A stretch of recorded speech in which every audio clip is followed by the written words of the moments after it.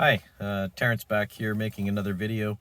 Um, Today I figured I'd talk about some of the things I said I was going to talk about, which was the understandings that I've gotten from interacting or trying to understand the reality of this phenomenon, which they call UAP. We called UFO in my time. I think we'll start off with a story that I guess a lot of people are challenged with. Uh, and Before you turn off the video and judge it, just hear it out if you don't mind. It has to do with what I've come to understand as the life force. Some people call it God, whatever. I'm not selling any books. I'm not pushing any religion. I'm not telling you to go to church. I'm just telling you what I think is actually what's going on, and it's just my opinion. And I totally respect anybody that wants to believe in what they want to believe in, and you know what? They're not wrong. All of us have a piece of the puzzle, and I think one day, and I'm in full agreement with Luis Elizondo on this. I think science will prove religion. That's a tough thing to say and a hard pill to swallow, but I think it's about right. I think that all the religions around the world hold a piece, and if we stop fighting over whose piece is the correct piece, we all know they're the right pieces. Then we might find out that all the pieces, if we put them together, hold a different place in time and a different experience with what is very likely the visitors, the phenomenon, the watchers, whatever you want to call them, angels, aliens. Um, they're all the same, just an interpretation of our time. Before we got into space and we knew what was up there, we just saw lights in the sky, as in stars and the moon, and uh, we didn't we didn't know really where we sat within the universe until technologies through science showed us that. And ironically enough, it's science now that is detecting these objects. So science will play a role in proving all of us right. Um, so what is that is mingling amongst us? Some believe they're in the ocean. Some believe they're uh, coming from space. Some of them believe they're extra dimensional. Whatever you want to believe, nobody, I think, unless the Pentagon sitting on very key discoveries, knows exactly the truth. But this is what I think it all comes down to. First of all, I'm going to say something, and I'll circle back to it. Uh, this is going to be tough for a lot of people, but humans, we the people, we're the aliens. We are the invasive species on Earth, uh, and well, let me just start with that. We have we were If you look at the laws of nature, and a lot of scientists will challenge me on this, and you know what, I'm not saying they're wrong, but I believe what I'm saying to be pretty close and accurate. uh, we are the aliens, and I know that by the laws of nature.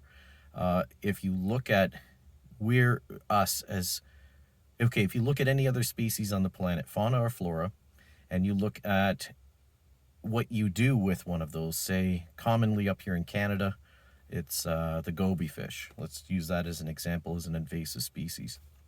That goby fish has made it into our waters. There's been nothing here that will kill it, really, that feeds upon it. It's not in their food chain because it's a foreign animal that the other animals don't worry about. Well, maybe some of them do. Maybe the pike get at them. I don't know, but they're invasive enough that they're spreading.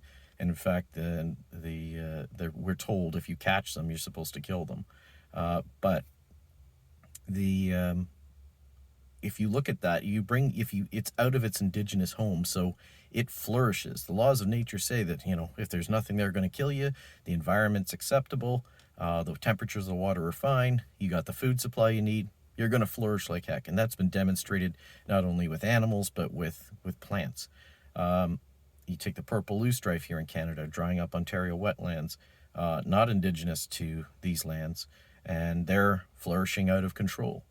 But you can take those species back to their homelands, and there is an established balance within nature for them, and they'll do fine. But if you take it to something like somewhere that's not habitable, they're not going to survive.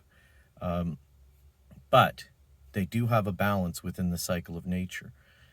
You can do that. You can take any invasive species back home and they have a balance within nature. But there's only one species on the planet that you can't take home, where it can survive anywhere under any condition and can defeat things that other species don't even have a chance of doing, and that's humans. There's nowhere that we can't survive underwater. We can survive in the hottest climates, in the coldest climates. There's nowhere on the planet that nature has established a balance for us. And even with viruses and diseases, we can defeat most of those. I mean, that's a level of capability that is so far and beyond.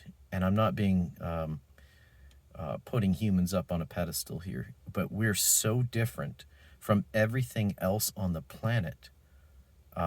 Yet, without those technologies, without that knowledge, we would not be able to survive in a lot of the places that we do.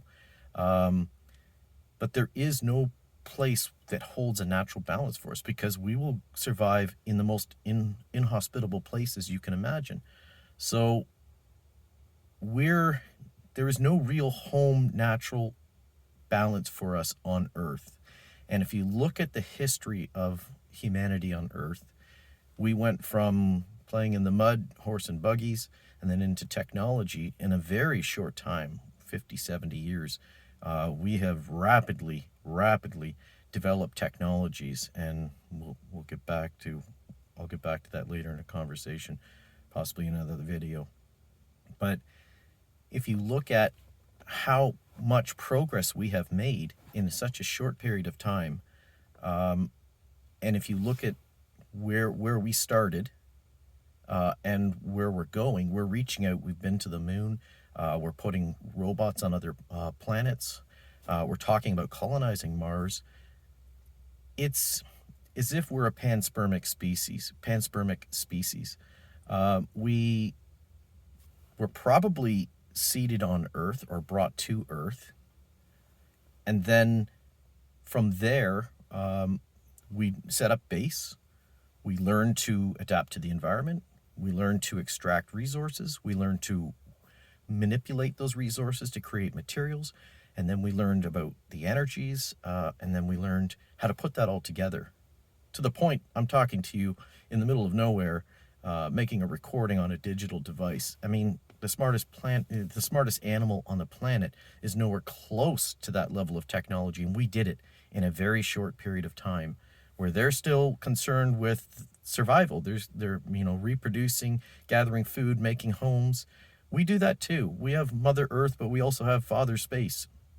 And when you compare our abilities as humans to be able to survive without those tools, we're very infantile. We're very weak. We don't have fangs. We don't have claws, super strength, hard shells, poison. We don't have any of that to give us an advantage in nature. And yet we have risen above it, at least from our perspective.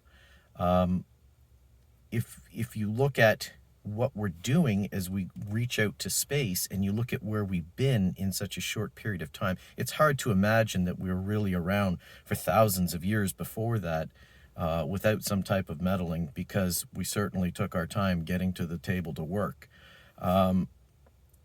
But if you look at that, it's almost like if we were a seed in the wind and we hit the earth, we grew in the soils, and now we're reaching out to the sun, and then now we're pollinating. What are we doing? We're doing the same thing. We came, we developed, and now we're reaching out to the stars.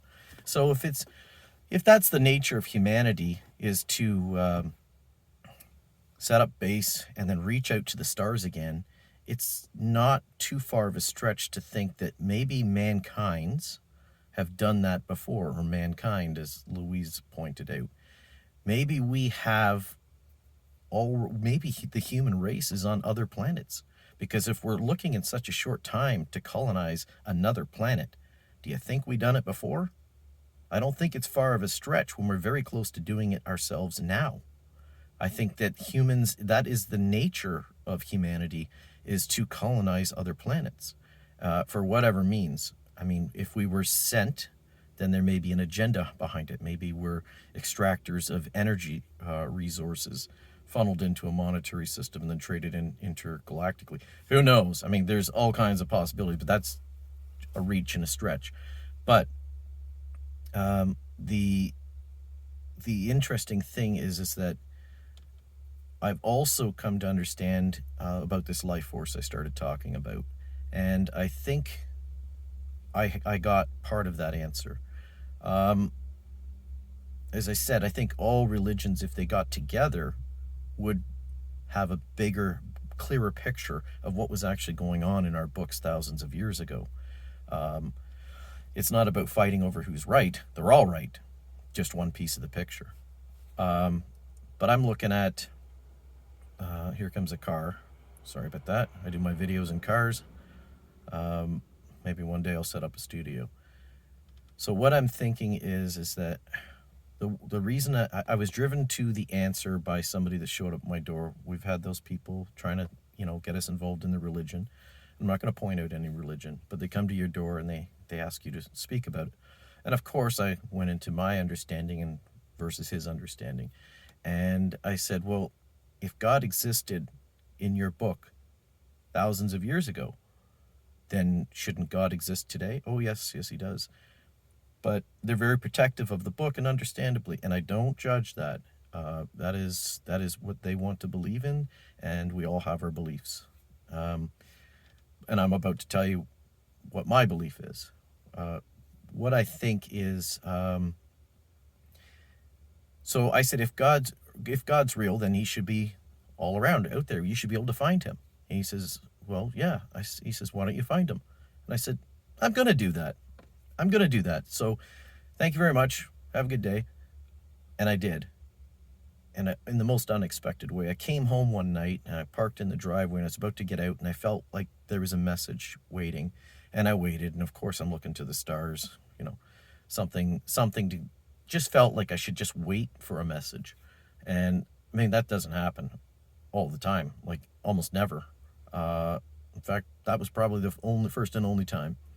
But as I'm waiting there and I was about to give up and go in, I looked to my left and I saw in the driveway, there's trees along the side of the driveway, and I saw a spider web between them.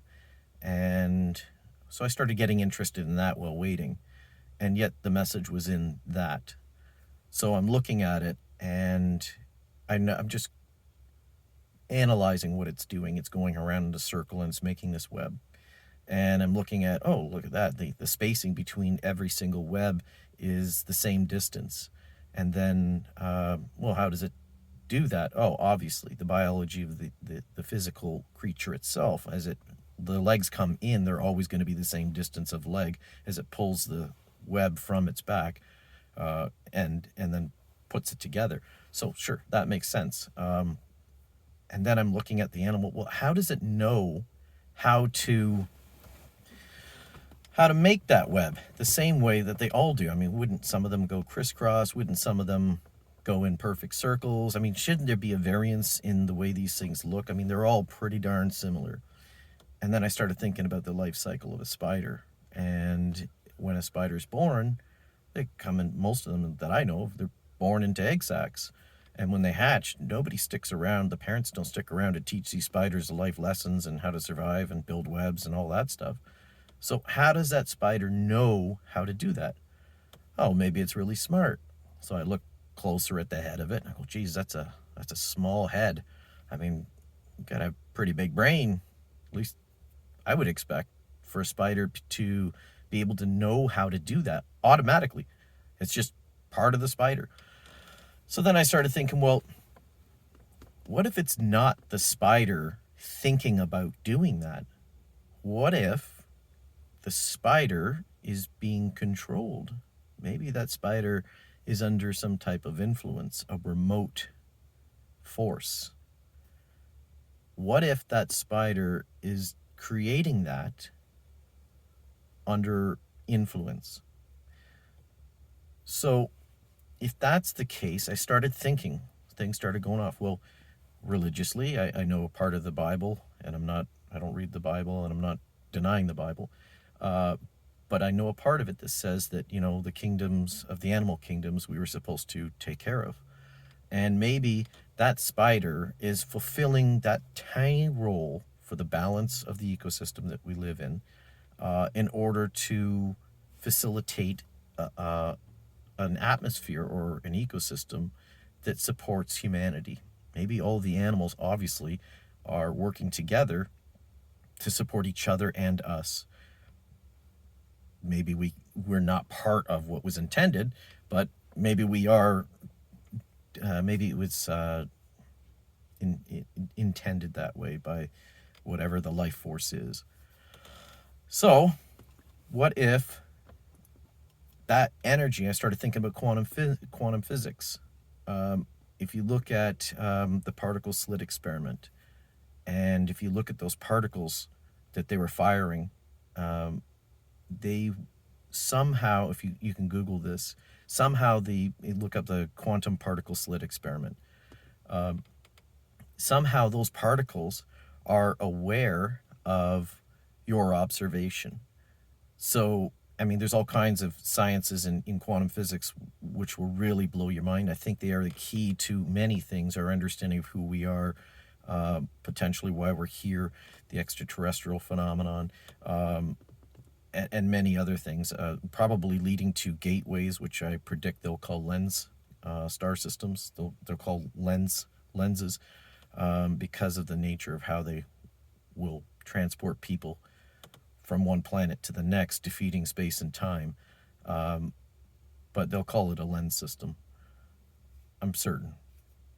And so what I think the life force, if that life force is aware of your observation for whatever reason, in whatever way, if those particles, let's just say they're in everything, then they are helping everything be created, like that spider creating that web, everything that moves.